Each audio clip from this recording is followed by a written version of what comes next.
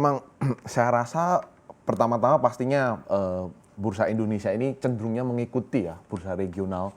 Karena tadi juga sempat disebutkan banyak juga bahwa kok tiba-tiba banget nih The Fed-nya tiba-tiba dia tuh ambil stand mode-nya seperti krisis tahun 2008 ya.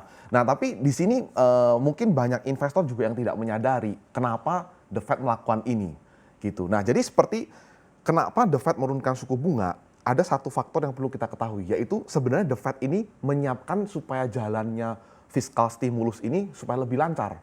Nah, jadi begini, kalau misalnya suku bunga tidak diturunkan, saat nanti fiskal stimulus diberikan, nanti malah tendensi orang tidak berbelanja, malah orang malah lebih masuk ke deposito lagi gitu. Nah, ini yang tidak di beberapa bank sentral. Nah, jadi kalau kita lihat sekarang semua bank sentral di dunia ini mereka mencoba beramai-ramai untuk menurunkan suku bunga. Kenapa? Supaya fiskalnya ini lebih efektif ke depannya. Nah, selain itu juga kita kan juga mengantisipasi nih.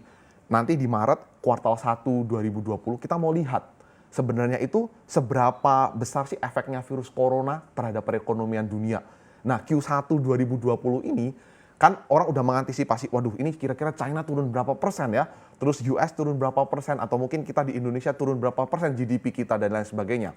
Nah, kalau misalnya terjadi apa-apa di Q1, paling tidak pemerintah punya Q2 untuk catching up. Begitu.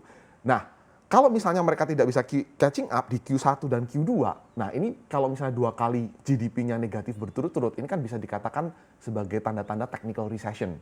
Nah, seperti itu. Nah, itu yang tidak mau diberikan kesan pemerintah ini terhadap investor. Nah, jadi saya rasa juga ini pastinya walaupun The Fed kebijakannya ini mendadak, tapi saya rasa juga The Fed pasti planning the future, begitu. Apakah memang jumlah atau nilai quantitative easing ini tidak sesuai dengan harapan market begitu 700 miliar dolar US? Oke, jadi memang begini ya, kalau yang 700 miliar dolar ini kan mereka lebih intervensi banyak di pasar keuangan. Oke, mungkin salah satu kekecewaan dari market selain mereka juga shock di mana US ini langsung mengambil stand dia begitu tanda kutip jaga-jaga seperti tahun di 2008. Tapi mungkin pasar ini ingin lebih melihat tuh satu insentif yang langsung dampaknya ke pasar. Contoh misalnya yang langsung dampaknya ke pasar itu mungkin pemotongan pajak atau mungkin seperti yang dilakukan oleh Indonesia, penundaan pengambilan pajak setiap bulan. Nah, mungkin orang lebih apresiasi seperti ini karena ini impactnya langsung kepada masyarakat. Kalau lewat intervensi, turunkan suku bunga dan lain sebagainya, ini kan ada lagging effect ya.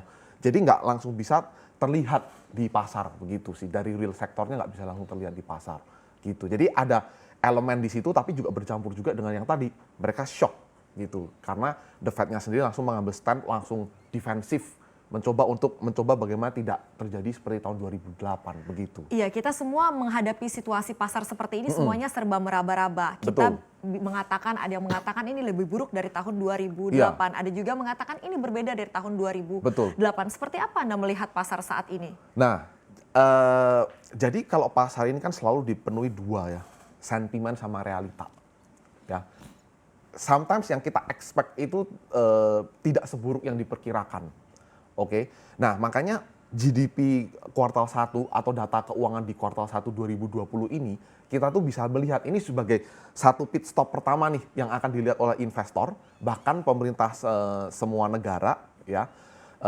Bahkan juga pemerintah kita sebenarnya selama ini kan kita kalau lihat nih sebenarnya China sendiri juga udah menggelontorkan fiskal dan pelonggaran moneternya sejak Februari malahan. Nah, tapi seberapa cepat ini dampaknya ke ekonomi?